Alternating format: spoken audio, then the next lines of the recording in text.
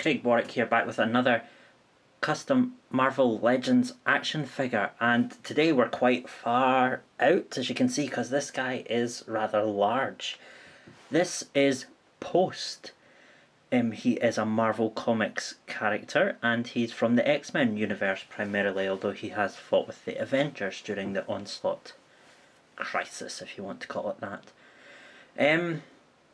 What can I say about Post? Post, I'm unsure of what his powers are.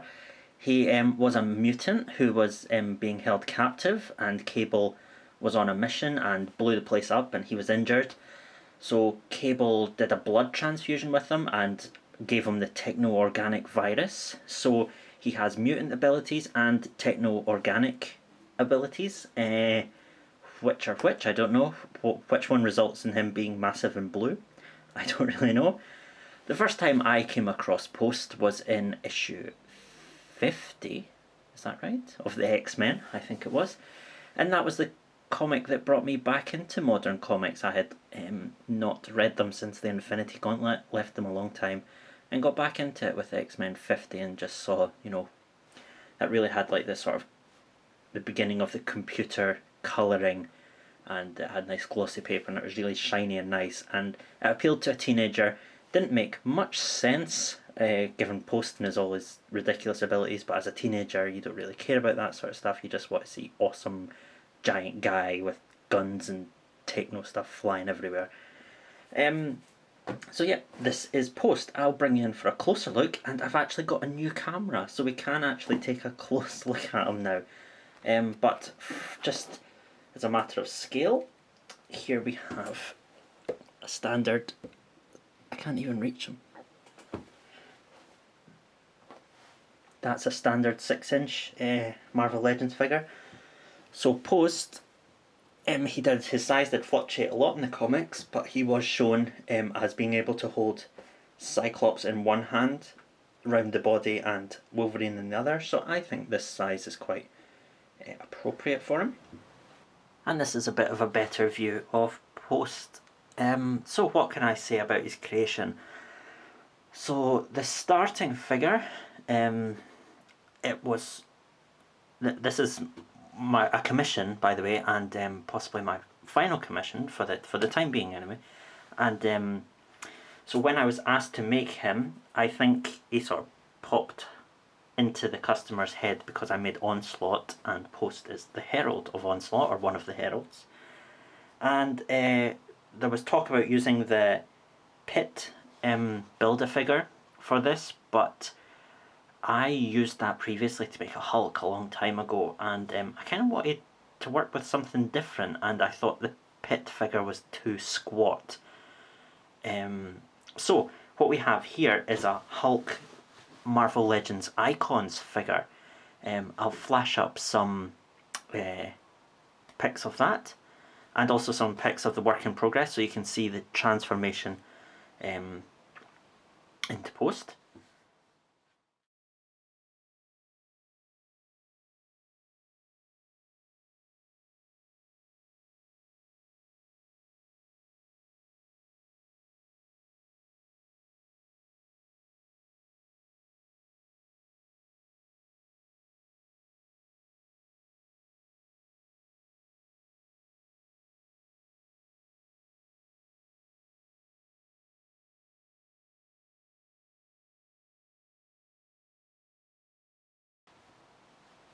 Hope you enjoyed those pics there. As you saw, I sanded down a lot of the body, particularly the Hulk's. He had trousers, pants on here, and here, so I got rid of those, sanded them down, and spent a lot of time with the Dremel just working into, even though I want to lose all the texture on the legs, I don't want to lose the definition of the muscles. So I kept doing that. What else? And on the face, I of course lost all the hair. I kept the eyes and took off the mouth and resculpted that into this grin. I asked the customer what kind of expression he would like, and he said he would like this sort of sadistic grin. So that's what I did. So that's that. And then what else? Well, obviously the rocks.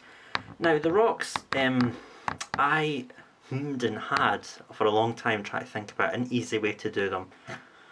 But at the end of the day, I just had to go with it and sculpt them all. For the majority of them, I used this.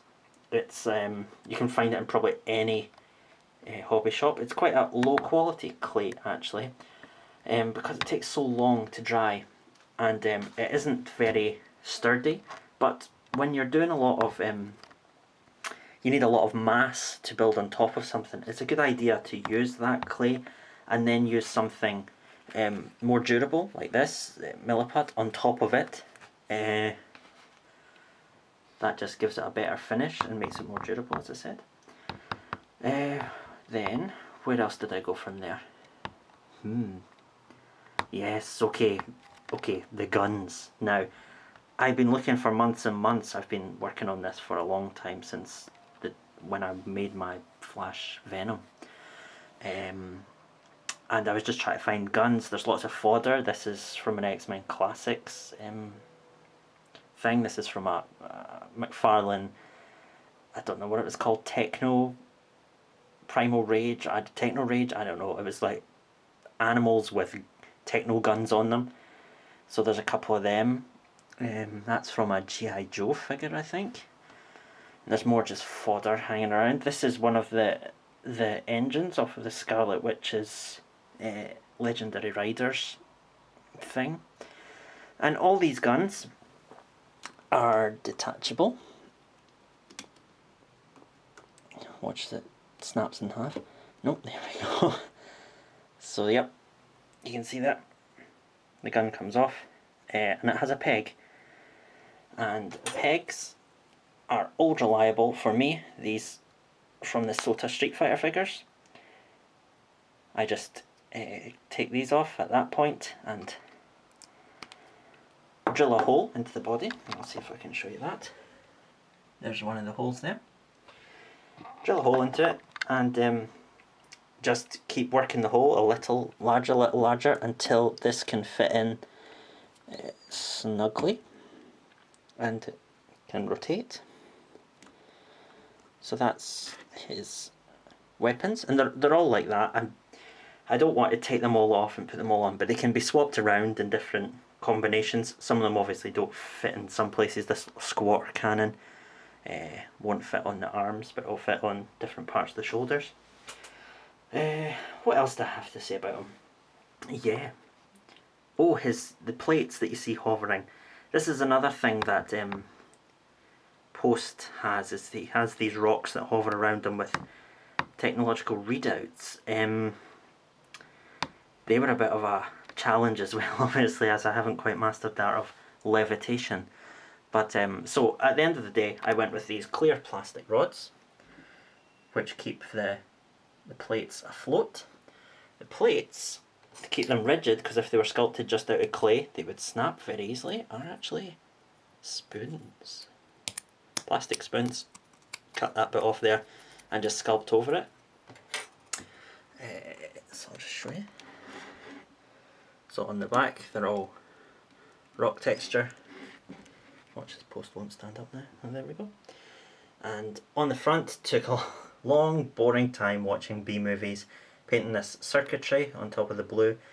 And also I asked the customer who his 5 favourite X characters to appear on these plates would be, and he went for Onslaught. Down here we have Cable. Now the next one I know is a little dark, so I'm going to try and find a light on my new camera. There we are. Let's see if we can see in there. That's the Dark Beast. Yeah, that's why we needed the light. Hold on. Light off. God. Turn on the bit. Piss off. Sorry about that. Chinned out for a moment there, trying to work out the controls on my camera. Now we had Dark Beast, and then round here we have Holocaust or Nemesis. I guess that's Holocaust. He was Nemesis before he went into the armour.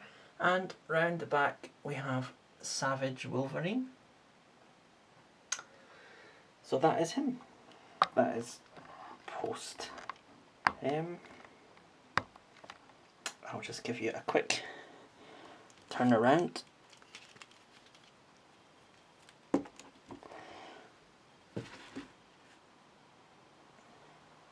One thing I had to be careful of when I was sculpting the rocks was that he maintained his articulation. So he does maintain all of the articulation that the Hulk Icons figure had. So I was quite happy that I managed to avoid any disasters there. So yeah, that's him. And there we have just as a little last look. Here's Post along with his boss, Onslaught. See, they're just too big to fit in even my background, so there we are. Anyway, hope you guys like them. Let me know what you think. And if you've got any questions about anything I do, just put in the comments. Remember to like the video if you do in fact like it. And even if you don't like it, say you like it. Otherwise, this guy will come round to your house and he'll do a big turd on you, and it'll probably be blue with some white random rocks in it, and it might even have a circuit board. Random much? Okay, bye.